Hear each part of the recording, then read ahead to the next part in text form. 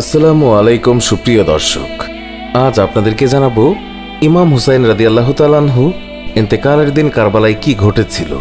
হিজরি 61 সাল বা 10ই অক্টোবর 680 খ্রিস্টাব্দে বর্তমান ইরাকের কারবালার মরুভূমিতে হৃদয় বিদারক হত্যাকাণ্ডের শিকার হন হজরত ইমাম হুসাইন রাদিয়াল্লাহু তাআলা আনহু সহ তার পরিবার ও গোত্রের 72 জন সদস্য। কুফাবাসীর মধ্যে একটি বড় অংশ হজরত আলী রাদিয়াল্লাহু তাআলা আনহুর বড় পুত্র ইমাম হাসানকে মুসলমানদের নেতা ঘোষণা করে। পক্ষান্তরে মিশর, সিরিয়া, সাইপ্রাস, তুরস্ক সহ একটি বিরাট অঞ্চলের নিয়ন্ত্রণ তখন সেনাপতি মুয়াবিয়ার হাতে। তিনি ইমাম হাসান রাদিয়াল্লাহু তাআলা আনহুর নেতৃত্ব মেনে নিতে পারেননি। ফলে নিজেকে মুসলমানদের নেতা ঘোষণা করে মুয়াবিয়া বিশাল সৈন্যদল নিয়ে ইরাকে চলে আসেন। পরবর্তীতে কূট রাজনীতি, অর্থের প্রলোভন এবং বল প্রয়োগ করে মুয়াবিয়া ইমাম হাসান রাদিয়াল্লাহু তাআলা আনহুর পক্ষের একটি বড় অংশের আনুগত্য লাভ করে। পরিস্থিতির শিকার হয়ে এবং মুসলমানদের ঐক্যের কথা বিবেচনা করে ইমাম হাসান রাদিয়াল্লাহু তাআলা আনহু মুয়াবিয়ার সঙ্গে একটি চুক্তি করেন। 670 সনে বিষ প্রয়োগের মাধ্যমে হত্যা করা হয় ইমাম হাসান রাদিয়াল্লাহু তাআলা আনহুকে।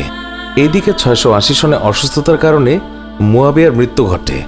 মুয়াবিয়া তার অবর্তমানে তারই পুত্র ইয়াজিদকে কুফা তথা মুসলিম বিশ্বের নেতা ঘোষণা করেন। মৃত্যুর আগে মুয়াবিয়া হজরত মুহাম্মদ সাল্লাল্লাহু আলাইহি ওয়াসাল্লামের নাতি হজরত আলী রাদিয়াল্লাহু তাআলা আনহুর পুত্র এবং ইমাম হাসানের ভাই ইমাম হুসাইন রাদিয়াল্লাহু তাআলা আনহু সম্পর্কে এজিদকে সতর্ক করেন। কিন্তু ইমাম হুসাইন রাদিয়াল্লাহু তাআলা আনহু এজিদকে আনুগত্য মেনে নিতে অস্বীকার করেন। কারণ ইমাম হুসাইন রাদিয়াল্লাহু তাআলা আনহু মনে করেন আগে চুক্তি ছিল তার ভাই ইমাম হাসান রাদিয়াল্লাহু তাআলা আনহু এবং এজিদের পিতা মুয়াবিয়ার মধ্যে। সুতরাং উভয়ের মৃত্যুর মধ্যে দিয়ে এই চুক্তির কার্যকারিতার সমাপ্তি ঘটেছে। ইমাম হুসাইন রাদিয়াল্লাহু তাআলা আনহুর এমন মনোভাবের কারণে মদিনার আরেক নেতা তাকে মেরে ফেলার হুমকি দেন। এর ফলে ইমাম হুসাইন রাদিয়াল্লাহু তাআলা আনহু 675 সালের রজব মাসে মদিনা ছেড়ে মক্কায় চলে যান। মক্কায় প্রায় 5 মাস অবস্থান করে হজের ঠিক একদিন আগে অর্থাৎ হিজরি 60 সালের 8ই জিলহজ তারিখে তার পরিবার ও প্রায় 50 জন সঙ্গী নিয়ে ইরাকের কুফার দিকে যাত্রা করেন। এই খবর এজিদের কাছে পৌঁছালে তিনি ক্রোধে ফেটে পড়েন এবং ইমাম হুসাইন রাদিয়াল্লাহু তাআলা আনহুর প্রেরিত দূত ও চাচাতো ভাই মুসলিমকে হত্যা করেন। ইমাম হুসাইন রাদিয়াল্লাহু তাআলা আনহু এই অবস্থায় ফেরত যাওয়ার কথা ভাবলেও প্রাণ হারানো মুসলিমদের হত্যার প্রতিশোধ নেয়ার জন্য কুফার দিকে এগিয়ে যান। এরপর ইমাম হুসাইন রাদিয়াল্লাহু তাআলা আনহু এবং তার সঙ্গীরা মরুভূমিতে কারবালা নামে পানিবিহীন স্থানে অবস্থান নিতে বাধ্য হন। 3রা অক্টোবর 680 সালে ইবনে জিয়াদের আদেশে এবং ওমর বিন সাদের নেতৃত্বে 4000 সৈন্য কারবালা এলাকা ঘিরে ফেলে এবং তারা ইমাম হুসাইন রাদিয়াল্লাহু তাআলা আনহুকে স্বেচ্ছায় আত্মসমর্পণ করতে বলেন। এতে ইমাম হুসাইন রাদিয়াল্লাহু তাআলা আনহু আত্মসমর্পণে অসম্মত থাকায় 9ই অক্টোবর 680 সালে সকালে ফজর নামাজের পর মুখোমুখি অবস্থান নেয় উভয় বাহিনী। এই সময় ইমাম হুসাইন রাদিয়াল্লাহু তাআলা আনহুর পক্ষে মাত্র 32টি ঘোড়া ও 40 জন পদাতিক যোদ্ধা ছিল। এই সংখ্যা আরও বেশি ছিল বলে অনেকেরই ধারণা। এরপরেই শুরু হয় সরাসরি তরবারি যুদ্ধ, যেখানে ইমাম হুসাইন রাদিয়াল্লাহু তাআলা আনহু তার অনেক সৈন্যকে হত্যা করা হয়। থেমে থেমে চলতে থাকে আক্রমণ এবং প্রতি আক্রমণ।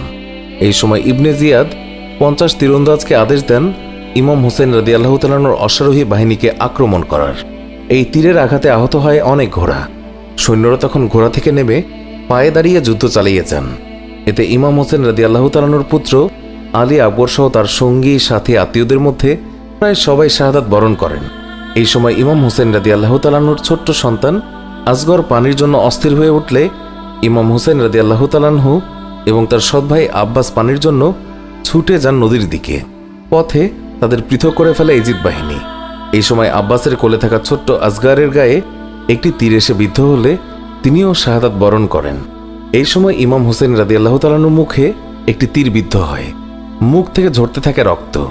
2 হাতের তালুতে জমিয়ে ইমাম হুসাইন রাদিয়াল্লাহু তাআলা আনহু তা আকাশের দিকে ছুড়ে দেন এবং আল্লাহর দরবারে এই নৃশংসতার বিচার দাবি করেন। এমত অবস্থায় এগিয়ে আসে এজিদদের বিশেষ ভক্ত মালিক ইবনে নুসাইয়ার। এরপর ইমাম হুসাইন রাদিয়াল্লাহু তাআলা আনহুর মাথায় সরাসরি আঘাত করে নুসাইয়ার। ইমাম হুসাইনকে বাঁচাতে তার সঙ্গী এবং নারীরা, এমনকি শিশুরাও এগিয়ে আসে এবং একটি শিশু তরবারের আঘাতে হাত হারায়। এতে সৈন্যরা এগিয়ে আসে এবং ইমাম হুসাইনকে উপর্যুপুরে আঘাত করতে থাকে।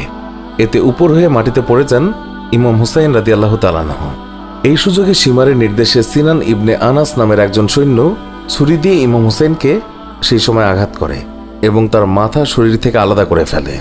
হত্যা ও মাথা বিচ্ছিন্ন করার পরেও উন্মত্ত শিমার এবং তার দল ইমাম হুসাইন রাদিয়াল্লাহু তাআলা আনহুর শরীরের উপরে ঘোড়া চালিয়ে দেয় এবং ঘোড়ার খুরের আঘাতে মৃতদেহ ক্ষতবিক্ষত করতে থাকে।